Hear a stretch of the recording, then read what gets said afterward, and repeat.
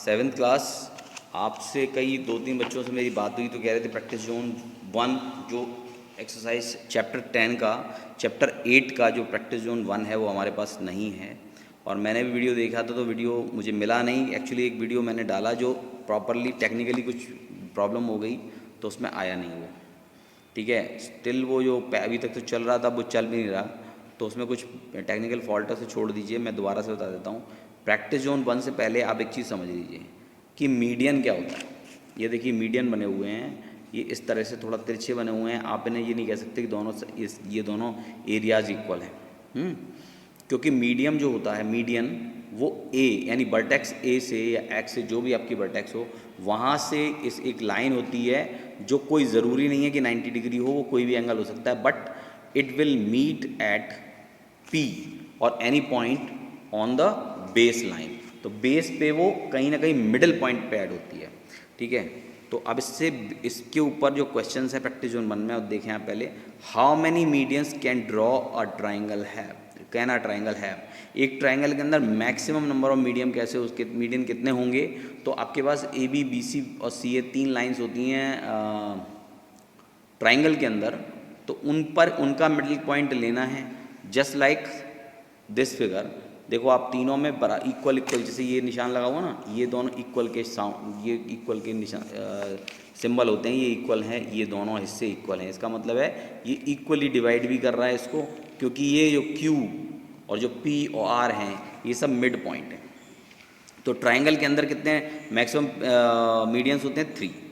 उसके दूसरा आता है the median passes through a single point is called off a triangle, ठीक है। तो एक मीडियन जो पास होता है थ्रू अ सिंगल पॉइंट, किसी एक पॉइंट से, उस पॉइंट को क्या बोलते हैं, उस पॉइंट को बोलते हैं हम सेंट्रॉइड, ठीक है। क्योंकि सारे मीडियम इस सेंट्रॉइड से एक खास पॉइंट से होकर निकल रहे हैं तो इसे हम सेंट्रॉइड कह देते हैं। बीच में पॉइंट सी है वो सेंट्रॉइड है, तो यहाँ आपका आंसर बढ़ेगा सेंट्रॉइड। उसका नेक्स्ट है does a median lie in the interior of the triangle. Triangle के मीडियन इंटीरियर में ही लाई करेगा, बिल्कुल इंटीरियर में ही जाओ। In most of the cases it will lie on the inside the figure inside the triangle, क्योंकि ये उसकी जो नीचे वाली साइड है बेस लाइन उसको हाफ कर रहा है, तो इसका ये इंटीरियर में ही बनेगा, एक्सटीरियर में कैसे भी नहीं बनेगा, ठीक है। तो आप ये 3 क्वेश्चन समझ गए होंगे, इनके आंसर्स आप लिख लें। उसके बाद में फिर आगे बढ़ता हूँ, ठीक है। जो हमारा टॉपिक बाकी में चल रहा था पहले, प्रॉपर्टीज ऑफ ट्राइंगल हो गया था, exterior angle property, interior angle property शायद हो गई थी, या एक बार मैं फिर से बोल देता हूँ। एंगल सम प्रॉपर्टी का मतलब है कि ट्राइंगल के तीनों एंगल्स का सम 180 होना चाहिए, this is called angle sum property.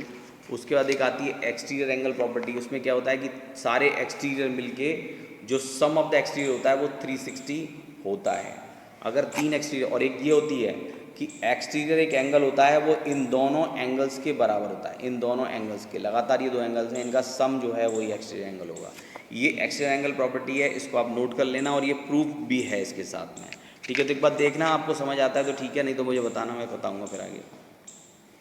देखो ट्राइंगल के अंदर अब आता है ट्राइंगल इनइक्वालिटी प्रॉपर्टी। ट्राइंगल के अंदर बहुत सारी प्रॉपर्टी होती हैं, जैसे पहली इनइक्वालिटी क्या है कि the sum of the length of any 2 sides of a triangle is always greater than the length of the third side. यानी आप ट्राइंगल बना हुआ है तो उसके अंदर 2 साइड को आपको प्लस करना है, तो उन दोनों का प्लस तीसरी साइड से बड़ा होगा। अगर वो इससे बड़ा नहीं होगा, अगर 2 का प्लस कर दो वो तीसरे से बड़ा नहीं होगा, इन दैट केस कि वो ट्राइंगल ही नहीं बनेगा, वो बनेगा ही नहीं। आप बना के देखना घर पर, ठीक है। अगर ऐसा नहीं हो, जैसे एक साइड हो 8 सेंटीमीटर और दोनों हो 2-2 सेंटीमीटर, तो आप समझ लो कि वो ट्राइंगल बनेगा नहीं, ठीक है। नेक्स्ट है, इसके बाद दूसरी प्रॉपर्टी है इसकी inequality property. The difference between the length of any 2 sides of a triangle is always smaller than the length of the third side. तो difference between the length of any 2 sides of a triangle is always, तो ठीक है, 2 side की जो length है is always smaller than the length of the third side. तो उनका difference जो होता है, देखिए उनको सम किया तो सम दो लाइनों का बड़ा हुआ, लेकिन डिफरेंस किया तो उनका डिफरेंस तीसरी साइड से हमेशा छोटा होता है। ठीक है, तो ये इसका 22 वर्षा कह सकते हैं कि ये इसका विपरीत उल्टा है बिल्कुल। तो इसको आप दिमाग में रखेंगे। उसके बाद और कुछ है नहीं, बस ये दो ही इनइक्वालिटी हैं और इनके बेसिस पे आपको प्रैक्टिस जोन 3 करनी है। प्रैक्टिस जोन 3, तो प्रैक्टिस जोन 3 में जैसे पहला क्वेश्चन है कि इसमें आपको बाई की वैल्यू बतानी है। तो एंगल सम प्रॉपर्टी में ये तीनों एंगल्स का सम 90 होता है और इससे आप निकाल लेंगे आगे। तो ये मैं आपके लिए छोड़ रहा हूँ, इसको आप करेंगे, इन तीनों को ऐड करके इक्वल टू 180 रखेंगे और एक्स की वैल्यू, बाई की वैल्यू निकालेंगे और मुझे करके सेंड जरूर करेंगे। ये एक्सटीरियर एंगल है, एक्सटीरियर एंगल का सम ये जो एंगल है ना इन दोनों के सम के बराबर होता है। तो आपका जो इक्वेशन बनेगा वो बनेगा by plus by is equal to 104, y plus by plus 104 is equal to 180, यानी एंगल सम प्रॉपर्टी चाहिए। एक्सटीरियर एंगल है, एक्सटीरियर एंगल है तो by plus by is equal to 104 हो जाएगा। Y plus by is equal to 105 और 2 by हो जाएगा, 2 बाई इज इक्वल टू 105, 104 है ये। तो by plus by is equal to 104 और 2 by is equal to 104, by is equal to 104 by बाई 2, तो ये हो जाएगा 52 डिग्री। तो ये 52 डिग्री के आएंगे बाई और 7 बाई एक्सटीरियर एंगल प्रॉपर्टी। अब इसके अंदर क्या है, इसमें हमें कुछ निकालना है, हमें बाई निकालना है।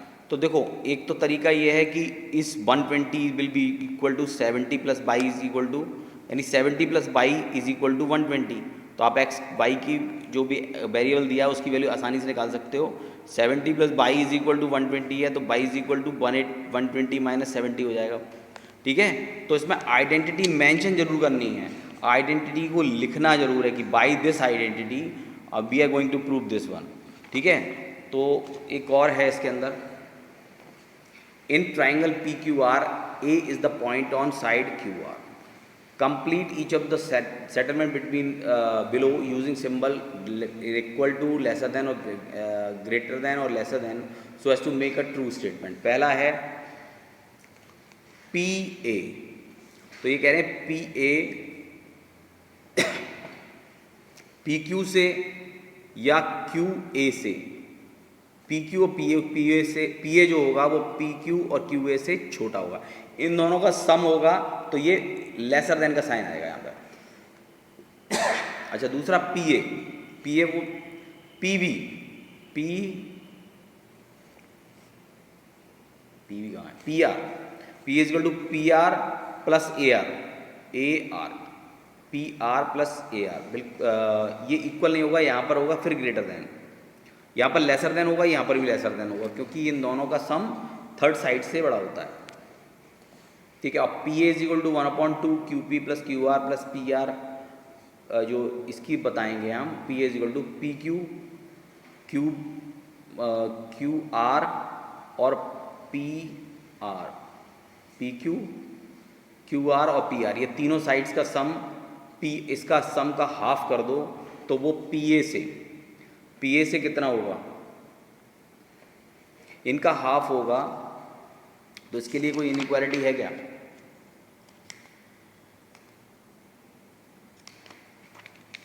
दो ही इनइक्वालिटी थी। हाँ, तो थर्ड वाले में आप बढ़ेंगे, इसमें भी लेसर देन ही आएगा, सब में लेसर देन आएगा तीनों में। ठीक है, तो यहाँ तक आज आप करेंगे और उसके बाद में आपको कल बताऊंगा। और दूसरी चीज़ ये है कि आपको एक और बात कहनी थी कि आपके जो एग्ज़ाम होंगे उसमें जो पेपर आएगा हाफ ईयरली का, उसमें क्वेश्चन कुछ बाहर से भी हो सकते हैं, कुछ बनाए हुए क्वेश्चंस भी हो सकते हैं, क्योंकि इसमें कुछ नंबर ऑफ़ क्वेश्चंस मुझे लगता है कि कम हो रहे हैं, तो हमने कुछ बढ़ाने की कोशिश की और कुछ क्वेश्चंस मैं आपको करवाऊंगा भी। ठीक है, तो आगे वीडियो जो आएगा उसमें वो उन क्वेश्चंस के सोल्यूशन भी रहेंगे, कुछ क्वेश्चंस के रहेंगे, और आपको ये समझना पड़ेगा कि थोड़ा सा अगर थोड़ा बदलाव कर दिया जाए इसमें तो हमें क्या करना है। ठीक है, तो थोड़ा तो आपको चेंज मिलेगा, तो उसकी प्रिपरेशन करिए और फिर नेक्स्ट वीडियो में मिलते हैं। और जो मैंने बताया वो उतना कर लीजिए।